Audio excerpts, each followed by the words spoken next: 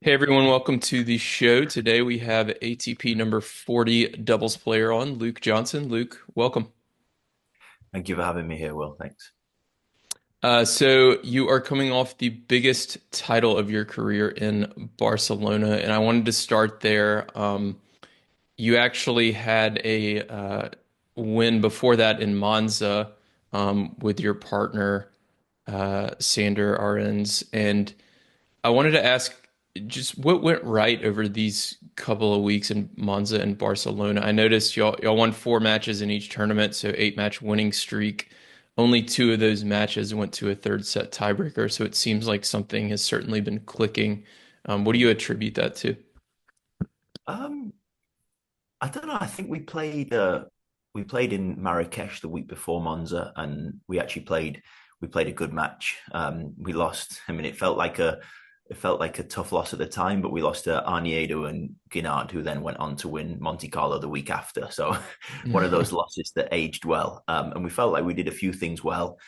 We felt like we did a few things that we wanted to improve on. And so we thought we'd take Monza as a chance to hopefully get four matches and sort of put our game on the court. I mean, when we're playing well, we feel like we sort of have put pressure on in all four games.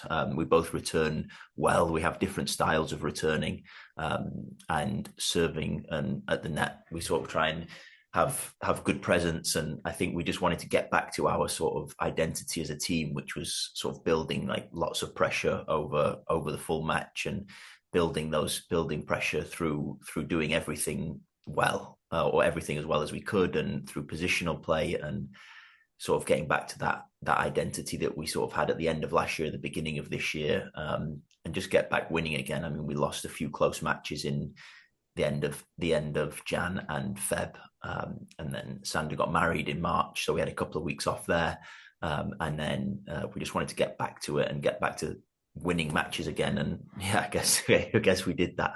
Luckily, yeah. Talk about when you say applying pressure, and especially in all four games, usually I feel like teams have one particular game that maybe they're a little bit more vulnerable, whether it's somebody's specific serve or I guess on the return side, it might be a specific return side. Maybe one returner is weaker, but it sounds like for y'all, you feel confident in all four areas. But what does like building pressure or applying pressure on the opponents mean to you? I think in the return games, it means like I would classify myself as a returner that takes a few risks. I try to like my percentage of returns in maybe a little bit lower, but I try that on the returns that do go in, I hope the quality is extremely high. And Sander is more of a sort of a continuous, like he puts a lot of returns in, a few lobs, not maybe not as many winners or big shots, but the pressure is there through he's putting the ball in, they're having to play three, four, five shots to win those points on his side. Mm. And then on my serve, Sander obviously has an extremely good presence at the net, and I stay back. So it's having that identity in the games and trying to have a lot of first serves, try and keep our variety up there. And then when Sander's serving, he's serving volleys, and we try and he's a great volleyer, so we just try and have plays that sort of fit the way that we think are going to win us the most points, and sort of play that type of point and that's those type of situations as much as we can. Hmm. I wonder if that variety in terms of returning, but then also serving, makes life more difficult for your opponents too, right? Like, is that I hope so. something? Is that something Yeah. y'all have like talked about, or is that something that like you feel like makes the partnership work so well? Because if I'm facing like two players who serve and volley every time, well, I'm gonna get into a rhythm there, right? Or Yeah. but if one of them serves and stays back, and one of them serves and volleys, or one of them's blasting returns, and the other one's hitting a lot of lobs, like I'm gonna have a lot more difficulty, I guess, on one versus the other, and not able to find a rhythm. Yeah, I think so. I think that's what we sort of hope to do, and Mm. we try to make it as difficult as we can for our opponents. I think about that. Everyone's trying to make it as difficult as you can, but I think we have an identity of how we can do that to different teams, and the way Sander does it and the way I do it is quite different, but we've been playing together since September now, basically the whole time, and we're sort of able to build and find that way that works well for both of us. I mean, interestingly, we played our first tournament we played together was a Challenger 125 in Porto last July, and this was when we both were set for the US Open after that and things, so we weren't planning to play with each other the following tournaments, but we were both looking for a partner that week, and we played it, and it just sort of naturally really like fit well. Mm. And then that was when we sort of started thinking maybe this is going to work long term if things were to sort of fall that way after the US Open, which they ended up doing. So I think it's more naturally the things the game styles fell into each other's hands well. hmm Have there been other times, I want to move on in a second, but this is interesting to me. Yeah. Have there been other times in your career where you've maybe partnered with someone and early on you feel like, oh, this could work in that same way, but then it doesn't work out? Um, not no, You don't think so? usually it works. Yeah, I know. You said, yeah, usually when you have that feeling, it does work out for a period of time. Okay. I think what's been good with Sander and I is we're both very, let's sort of process orientated, and so it worked out at the beginning. But then we were looking and we look into the data. I mean, Calvin comes in with that, and we look into the data and we look into things that we're doing well, and we're trying to always improve them. So it's not been, we haven't really reached a point where we've been sort of plateauing yet. We're still always trying to hmm improve and then find the best ways. So we had that initial good connection, and then we're just trying to keep improving on that. We didn't get complacent, I guess, with that. hmm So speaking of improving, I was looking at your ranking earlier. There's a ATP coach I work with who, when he works with a player, um, Mm. one of the goals generally is to cut their ranking in half by each year. So if you're at Yeah, 100, by the end of next year, you want to be at 50, and then 25, and then top 12 or 10. So you've been doing that since 2021, basically, it looks like. yeah. What do you attribute that increase in ranking and consistency over the last 4 or 5 years to? And how do you look at it? Do you look at it in like phases like that, or do you just trust the process? What's your kind of philosophy on it? I mean, I have goals at the beginning of each year of where I would like to be at certain points with the ranking. When I was, I guess, 2021, that was the time where 2021, 2022 was the time where I really started focusing on just doubles. I always played doubles and really enjoyed it and was much more successful in doubles. So the ranking has always been reasonably high in terms of a futures borderline challengers level when I was still playing singles. But I just tried then I wanted to half it, and I probably wanted to I probably set very like high goals. Like I think the year I sort of finished, it was not last year, the year before, I think I finished 117, I think it was. And hmm the goal that year was top 100 by the end of the year. And it wasn't that I guess I wasn't disappointed to not make it, but it was more that was just the goal at the start of the year when I was 220 the year before that. So it would have been quite a significant jump. And I think, yeah, to attribute it's just I just played a lot of tennis. I've been had some good partners. I think I've got a good coach who has been helpful and instrumental in sort of just keeping me developing. But the goal has always been, originally when I was 250, the goal was I want to play the Masters. So the Masters 1000, the cut usually for them has been between 30 and 40 for an individual. So 60 to 70 to 80 combined. And so I've always been sort of reaching for that, and trying to build my game to what would it look like and how would it be, and the standards that I hold myself to in practice have been the ones that I think will get me to that, and the standards Calvin's held me to have been the ones that we think will get us to be playing directly in the Masters. You mentioned data earlier. How much do you look at that versus? I know a lot of players are more kind of feel players. How much? Where do you kind of fall in the those two um camps?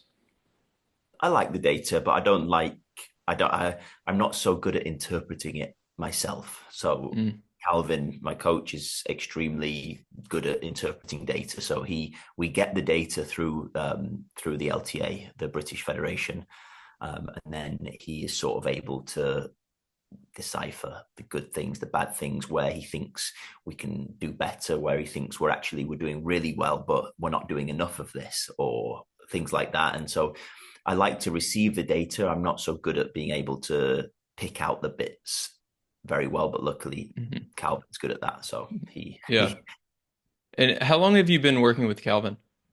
since the first trip we did together was maybe it was right before the COVID year. So I guess it would be the 2020. Okay. That was when he first started working with me full time. But I've known Calvin since I was maybe 12 or 13. He's been involved. A good friend of his was my coach when I was growing up from 13 to 18. So then Calvin was sort of involved, and he would come and watch my matches then and do stats for my matches. And then when I came back from college, he was working with a different player. I was at the Team Bath Tennis Academy, and he was busy. And then it just sort of came back. I wanted to move back up north, to where we're both from. And so, yeah, I guess now it's been 5 years of this, but he's been in and around and involved with my tennis for many years now. Hmm. And share your story with us. I looked on Wikipedia and saw you played a lot of cricket growing up, it sounds like, and then of course played Yeah, college tennis. So share your kind of tennis story, how you got to where you are today. I loved tennis and cricket were my two sports growing up. Like I loved playing Hmm. both of them. They sort of fit well together. One being a team sport, one being an individual sport. I I always remember thinking that never in a time when I was growing up were both going badly, which I think is good. So there was obviously ups and downs with both of them. I sort of played county standard cricket until I was 15 or 16 years old, and at that point, I then decided that tennis was the one. Like I really liked the individual aspect of it. I've just enjoyed tennis more. So then at that point, I just decided to I still played cricket for my club and things, but I wanted to play more tennis, put more of my eggs into that basket. I would say a reasonably good junior. I wasn't on an international stage setting the world alight, but I was good nationally. I sort of played a lot of national level tournaments, and then at the under 18 nationals, I made the semi-finals of the singles there, and I think the final of the doubles, and that was where the recruiting for college sort of picked up a notch because there was quite a good amount of coaches there, and then there was some interest and some results that or notable results against players that they'd known. So then, yeah, then I ended up going to college and having 4 really good years. Hmm. And you went to Clemson, correct? Yes, yeah, I was at Clemson. Yeah, What what are your thoughts on like the college versus pro experience? Obviously, or pathway, I should say. Obviously, a lot more and more players are going to college now. You can even make a little bit of money in college, which yeah. helps. So, what are your thoughts on that? I think there's a lot of people who aren't sort of physically or emotionally or mentally developed enough at the age of 18 to go professional. I think some people are, and some people have the backing, and they have.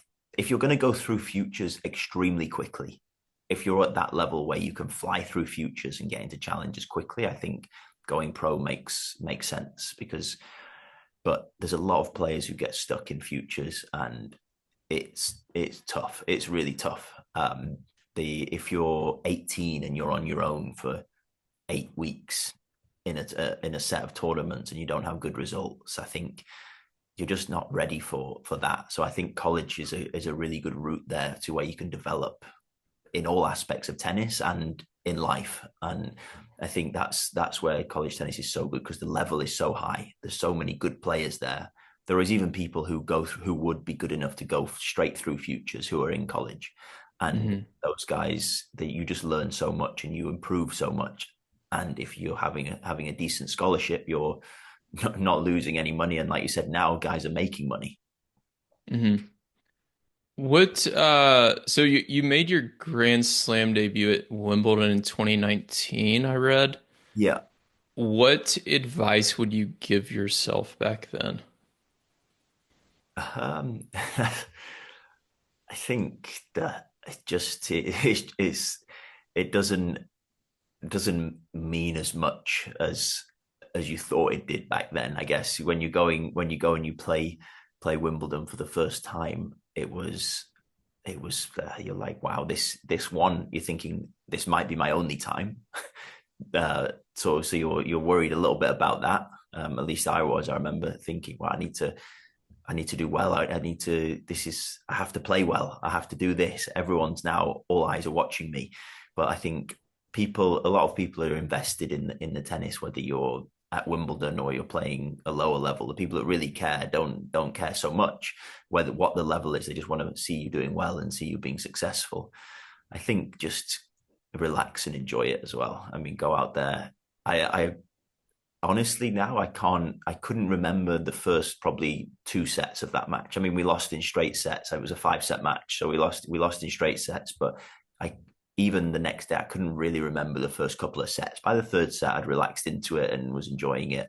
But the first two sets wasn't that I performed badly. It was just the whole experience was a bit of a blur, and it was intense, and it's a new experience. I would just say Hmm. relax and enjoy it, and just go out and play your tennis. Like, Yeah. What so if I asked Calvin your biggest asset as a doubles player and then an area you need to work on, what do you think he would say? I would say my biggest asset would be my returns. I mean, I think he tells me he thinks I'm one of the best couple of returners in the world. Um, in a sense that I'm quite destructive in that, and I can return very well off good serves. If you said what do I need to work on, I mean, my service partner stuff. We're working on it a lot, but it's something that yeah, I just have to keep improving and always keep trying to work on, because if I don't do it, then it can drop. The level can drop. If I do it, the level can go up. And just trying to really bring that up to a world class standard. Hmm. What's one lesson that you've learned from Calvin that you would share with other tennis players that you think might help them? The biggest one for me, and it took a while, it would be to not. It sounds silly, but not to over practice, not to practice just for the sake of practicing. To go out there with a specific target of what you want to get out of the practice, and then you do that, and if you've accomplished that, then you can maybe stop practicing for that day. If that takes an hour, you might have two things and each thing takes an hour, but then you don't need to go and do things just for the sake of doing things. Mm-hmm. You don't need to go out there and box tick for just so you feel good. He always wants the practices to be very concise. We obviously practice a good amount, but he wants the things to be very very pointed as to what you're trying to work on, what you're trying to improve, and not just go out there and try to feel good, not try to convince yourself that you're doing the right things. Go out there and just really nail down on a few things. Hmm. So do you feel like you like practicing now versus maybe 5 years ago, you have more of maybe a plan or a focus within each practice than you did? Yeah, I would say so. Yeah, I would say so. I mean, yeah, it's a difficult thing, and at the beginning, I didn't always like the practices. I would feel like I didn't come away with lots of rhythm. I didn't go out and hit hundreds of forehands cross court and hundreds of forehand and backhands cross court. We don't really do so much of that. If we do it, we would do it in a points based situation where there is pressure and scoring pressure and constraints around where you can hit the ball and what type of shot you can hit. And so he's extremely good at sort of making the practices and making the drills teach you the drills that he's put together are sort of trying to teach you the things that he wants me to learn or Hmm. improve on without so much of less technical feedback. Yeah, that kind of makes sense to me too, because since like certainly at the ATP level, there's not a lot of points where you're hitting more than one, maybe two forehands in a row. Exactly. Um, Yeah. so to go out and hit 100 forehands cross court or whatever Mm. is probably not the best thing to translate to a match situation. Um, Exactly. I mean, he's yeah. very big on everything you do in the practice translating to the match court, and even to a stage where when we're practicing, like we'll be hitting, and then suddenly he'll want us to hit some serves, and we'll hit serves for 5 minutes, and then we'll go back to hitting again to sort of try and replicate where you're some one game you're serving, and then one game you're at the net as a service partner, to then the next game you're returning, and things like that, just to try and so you're able to sort of use the skills when you need them. Not Mhm. I don't need to hit 10 forehands before I can then hit my first good forehand. Yeah. Yeah, I've read some research on this where it's like it was about like learning different motor skills and like if you're trying to hit, let's say you're practicing like your wide serve in the deuce court or something like that, and you it's better to hit like one or two wide serves and then go tee and then come back to it than hit 80 straight wide serves because Exactly. Yeah. you're not it does there's something about your brain where like it doesn't stick as much if you don't have that variety. Um, Exactly. Yeah. and Yeah. I it kind think of to be makes able to sense. to be able to do it with the variety is then when you have sort of mastery of that skill. Hmm. And like you said, in tennis, you never would hit 10 wide serves in a row. You hit one and then you have to go to the ad side. So a lot of when I'm practicing my serve will be I hit one serve, I'm trying to hit the wide serve. I have to hit the wide serve. If I miss it, I then hit a second serve, which will be a different type of serve. And then I'll go to the ad side and I'll have a serve I'm trying to improve there and I'll hit that. And then I go back to the juice side again. So there may be, so it's sort of replicating the match format of what it would be like to serve, and then the skills hopefully then show up on the match court. Hmm. Okay, that yeah, that makes a lot of sense. You talked about goals. What are at this point you're at number 40, Yeah. probably with the exception of Madrid, you're probably in most of the Masters 1000s for the rest of the year. Mm-hmm. What other goals do you have for 2025? Uh, we said when we were in Australia this year, that by Australia next year, Sander and I wanted to be seeded. So that would be a top 16 team. So that will be for the obviously the end of this year. We want to be able to be either get in the Masters by sort of post US Open, or like the US swing, sorry, the US Masters. We would hope to get, our goal was to get into them. Maybe we'll play some Masters before then. We're not sure yet, but there would be, hopefully we can get into them. That would be straight in on our ranking, or be top 13 in the race to Turin after the first 6 months, then gets you in the Masters for the last 6 months. Oh, okay. That I would didn't even be know that rule. Okay. Yeah, so that's probably the biggest goal. Play the Masters and then hopefully be seeded at the Slams next year. Awesome. Yeah, and it looked, I think y'all are 10 in the race right now. So, 10 in the s- race. Yeah, so we're in a good spot, but there's a lot of points to be played for still. sure, 100%. Um, all right. So this month so I have a membership with club level doubles players, and we do different lessons, and I do a webinar each month. And this month I'm talking about tiebreakers. What is your best advice for winning tiebreakers? I keep your first serve percentage high. That will be an important one. I think try to dominate the middle of the court, as a service partner, because I think the thing in tie breaks is that obviously everyone understands that they're important. You've at least played a long set to get to a tie break, or the third set is a super tie break. So at the end of the matches, people are going to maybe play a little bit more conservatively. And I think if you can make first serves and punish the balls that go through the middle, you can almost make your opponents try and hit towards the tram lines, towards the alleys, and maybe you get a few mistakes out of them that way. hmm I love it. All right, so I want to try something that we have not done before on the podcast. So we will see how this goes. I'm going to share my screen here and let me know if you can see this. Yeah, You got it. Okay, so we're gonna go over for people listening. I am sharing the final from Barcelona. So y'all went to a third set tiebreaker, so it's a 10-point match tiebreak. We're gonna go through these points, and I'm gonna have this published on YouTube as well, so people who are listening can um, go to our YouTube channel and find it there if you want to kind of follow along. yeah, But let's start here at 0-0. Let's just talk through kind of what y'all are discussing. So you started with a huddle there. A lot of yeah. people may not know. What are you talking about in the huddle when you're the serve team? You're the one serving in this scenario.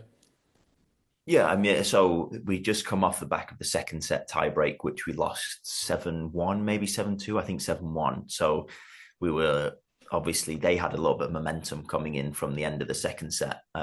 So the first thing we were saying was, look, we need to try and stamp our authority on the tiebreak, not let them sort of have another run of points. I was starting to serve, so we're going to probably try and sort of go with a good first serve, one that I feel like I can make quite consistently, and sort of play from there. I mean, we sort of say when we're in that huddle, we say where I'm going to serve and the move that Sander's going to make, Mhm. and then we sort of play from there after that. Okay, so we've got first serve here for you, serve wide, and then the return error. Yeah, So a good way to start the tiebreak. That has to give you like confidence just going with your kind of a first exactly. serve that you know you're Yeah, gonna make or you feel good exactly. about making. You feel good about making it. I think in the match I'd hit a lot of tee serves, and Joe had returned the backhand well, so it was good change up there. Okay. So then Neil's serving at 0-1.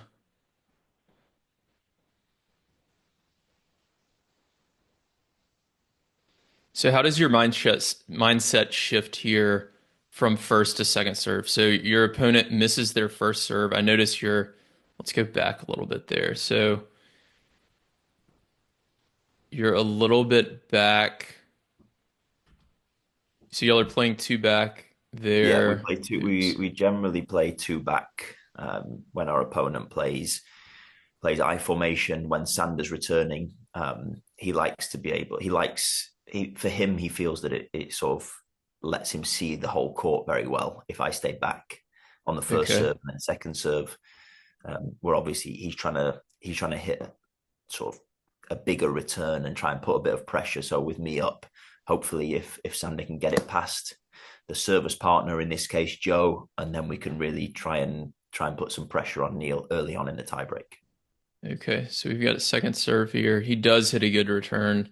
Yeah, he hit a good return. I sort of crossed into the middle, um, and that was a great start from Sander. Yeah. Yeah, big return there. And I want people to notice one thing here. So when you cross towards the middle, this is something a lot of people, especially at the club level, don't get. Like with that down the line, shoot, here we go. With this down the line return, they end up for club level players, they're going to end up in this down the line rally, and he can't really go cross court unless he's going to hit a lob. So for Yeah, you to cross there is just almost an obvious decision that a lot of people don't do at the lower levels. And I want them to kind of take that away from this here. yeah. Try and cross, and if for example I would try and have both my feet over the center line. So if Okay. I can have both my feet over, and then I can lunge and sort of make a backhand volley if it's going in the singles court, and then hopefully he can't beat me cross court unless he hits an unbelievably good shot. hmm So in this scenario, you're against I again. Yeah, Uh, but Sander plays up on all of my returns. yeah. So this makes sense. You talked earlier about how he's a really good net player. You Yeah, play more aggressively with your returns anyways. So then again, a look at a second serve. So this is a huge thing. You talked about first serve percentage in the tiebreaker, and the opponents missed both first serves, and then you end up even getting a double fault there, and Yeah, you're immediately out to a double break lead. yeah, and that was a shock. That was a from our side that was a shock, but hopefully that's maybe pressure from the match telling. Does your mindset and even your strategy change at all? Being ahead in a tiebreaker, especially the early on, 3-0, Mhm. versus being behind. Do you try to play either more, take more risk or less risk, or how do you think about that? I think you can maybe not more risk, but you just a little bit more relaxed. So you're able Mm. to like a double break. We're sort of able to there. We lost that point on Sanders' serve. We're still a mini break up, so we can try and so sort of they're going to have to go for more and hopefully maybe make a few more mistakes. Like yeah, so that was Okay. a great second serve from Sander, which enabled me to sort of get a touch on the first ball, which is a big thing. Yeah, let's look at this one again. So this is a difference between a lot of people listening and then your level. Like y'all are staying more aggressive on second serve as the server's partner. Um, but yeah, you're still kind of taking away the middle there. Yeah, that was I needed to take that one. That would have been a very tricky volley for Sander had it gone down the middle to his backhand there. Mm. We sort of try and have a rule that the server doesn't hit if he's on the juice side serving, he wouldn't hit a backhand volley, and if he's on the ad side serving, hopefully he wouldn't hit a forehand volley. So I try and take away that inside volley. Hmm. Okay. So even on the ad side, the server's partner, you want taking middle.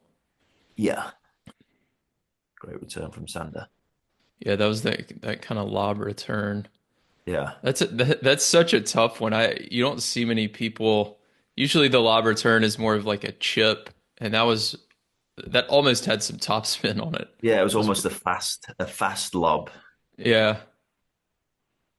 Yeah, I think it was one of those. I think where he was caught. I don't think because it was a very good serve from Joe, he couldn't do much more. yeah. I think the plan was to go down the line, but the height of it just made it a very perfect return almost. How do you communicate or think about when you are returning your return location? Are you in Sander communicating like I'm gonna go line here? When are you doing that?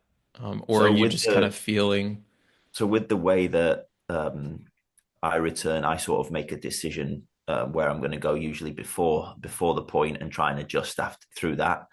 But Mm, Sander likes to sort of wait and hold on his return a little bit longer and try and avoid the net player. So okay. I'm more of a I'm just going to hit the return and hit it hopefully hard and accurately. If they go the right way, maybe they knock the volley off. If they go the wrong way, the server's going to have a really difficult volley. Whereas Sander Hmm. likes to hold and just try and avoid the net player. Okay, so you're serving here. Another first serve.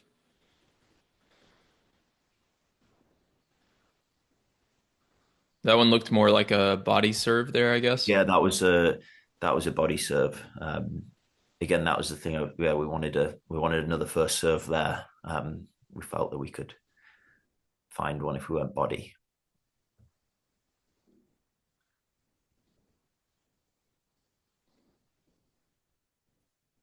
And then the between first and second serve, Sanders signaling behind his back. I know a lot of this stuff seems obvious to you, but the really good forehand there. A lot of the listeners may not understand. So between first and second serve, what is he signaling? Is it the serve location and movement, like you talked about earlier, or is there something Yeah, else? no, he's signaling where he wants me to serve and where then he's going to move, and Okay. I can sort of agree or disagree. So he gives what he thinks, and then I'll say yes to the location, and then he'll move on to the what move, and I'll say yes or no, and then we go from there. I see. So for um for first serves, this is something I've actually not talked to any players about. The location obviously matters, and then the net player's movement, but I would imagine the type of serve matters too. Like if if we're playing and we call a T serve, like I kind of want to know if it's going to be more of a spin serve or a flat serve. Is that something you'll get into or We do on the clay because there's obviously a little bit more variety. You can't just, okay. at least the way I serve and the way Sander serves, there's less of a, you can't just serve through players. You don't serve like on the grass. You're pretty much always going to hit a big first serve because Mm, you can right. get so much purchase from it.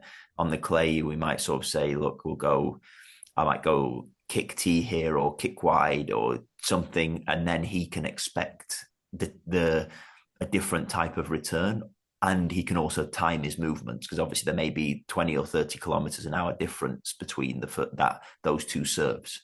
Hmm. Sure. So that'll adjust like how you're going to move at the net, like how early. Exactly. I Yeah. see. So when you're towards the end of a tiebreaker, obviously you've got a big lead here, up 8-3 serving. Um, is there anything you do to kind of keep your nerves calm or any advice you have for kind of handling nervousness? I think for me, when I historically have been nervous, I would tend to rush maybe or try and just get the point started and play and those type of things. But the last sort of couple of years, what's worked is just for me just taking a bit more time. Especially, I mean, you have that when you're serving. When you're returning, I guess you're a lot more reactive. So it's more when I'm serving here, try and take a little bit more time and just staying brave, not almost playing safe, playing to win when it's close, playing to win, like really finish the match off with authority. Hmm. Good first volley there. Yeah, I like that answer because you first like noticed your, I guess, negative tendency that you have when Mm, you get nervous, and then you find a way to counter it, right? And it's probably going to yeah. be different for everyone. Exactly. Um, Yeah, I think it's about finding or trying to realize what you would do. Yeah, the negative tendency. Because the thing is, sometimes when I was playing under pressure a few years ago, you could rush, but you still hit an ace. You can still hit a mhm, good serve when you rush, but it's not mhm. it's not the answer long term. Right. Over time, it's not gonna Exactly. hold Yeah, over up. time, really finding what you do and what then can bring the most consistent results out. So talk about this signal. So the opponent misses the first serve, and then you signal behind your back as the returner's partner. Is this just a stay or poach? Yeah, yeah. So when, Okay. like I said, Sander likes to watch and try and sort of pick out avoiding the server's partner, so Neil in this case. So then I'm saying whether I'm Hmm. going to stay or whether I'm going to poach. Okay. Is that something you'll call off if the return is, say, like, short or just a little bit weaker return? Yeah, like if they hit a really good serve and Sander hits a not as good return, for example, Yeah. I'm not going to cross. If we've called cross, then I would unlikely to cross. Or say, for Yeah. example, he hit a return that is super wide, and Neil was or Joe was hitting the third ball from outside the doubles alley. It doesn't make sense to cross from there. Hmm. But that I guess you gain from playing. Like me and Sander have an understanding of when it's going to be called off naturally. Right. Just team chemistry and Exactly. experience Yeah. playing together. Mm. So there it was again. It looked like he signaled stay. So he's not telling you where to hit the second return in this scenario, but you've got it like made up in your mind, kind of. No, so for when Sander's returning, I say what move I'm going to do, and when I'm Hmm. returning, Sander says where he wants me to return. That's Oh, the okay. difference in our game style slightly. He has very good intuition at the net, so he likes to not be told, not be sort of be held back by the call, but he'll Uh, play off what he feels once I've hit my return. Interesting. That's really cool because I have so many people ask me, should I be doing this on second return? Should I be calling poach or should I be calling? And it's just different for each player. It sounds Exactly. Yeah, like. we go Yeah. different for, yeah. Like I said, it's different for Yeah. Sander what I call, and it's different for Sander what he calls for me. Okay. And let's relive the match point real quick. So you went body serve, first serve. and then just a Yeah, backhand error in the net. yeah, we went body backhand, and then sort of Sander leaving the line almost open for Neil to go for. Yeah, awesome. Cool. Well, that was fun. Mm. One last question for you. Mm-hmm. How can we make doubles more popular? I would say just really marketing the players, marketing the product. I mean, there's so many interesting players and different styles of play in the doubles tour, and there's a inbuilt sort of storyline with the teams, and unfortunately teams do break up and things like that. So I think it's sort of almost capitalizing on those natural storylines and speaking to more players and letting more players, like you're doing a great job with that. But I mean, just really trying to market more players, get more players out there so that there's more known. Because, like you said, in doubles is a huge thing in club tennis. I know when I go back to my local club, I only see people playing doubles really. So Hmm. it's one of those things that I think just needs to be put on the map a little bit more. And the product is good enough. I believe the product is good enough. And it's exciting, and the scoring is exciting with the sudden death deuce, the super tie breaks. It can be something that people really get into. And I know matches that I've played this year, which have been well attended, some of them, that the crowd are enjoying it. They enjoy seeing the different things. They enjoy seeing the quick reactions, the things like that. Yeah, 100%. So hopefully we can continue this and Yeah, continue to try to market it better, and hopefully the tours will follow suit, I guess. yeah, Thanks a yeah. ton, Luke, No, for no, coming thank you, on. but thank you for having me. I appreciate your time. Any final advice or words before we hop off here? I mean, I think I got into tennis and played tennis because I love tennis, and I still love it, and I still enjoy, and I just try and improve every day. So, I mean, yeah, just for anyone going at whatever your level, just try to keep enjoying it. That's the main thing. Tennis is a sport for life. So, Awesome. Well, thanks everyone for listening. I'll link to everything in the show notes, and I will talk to you all soon.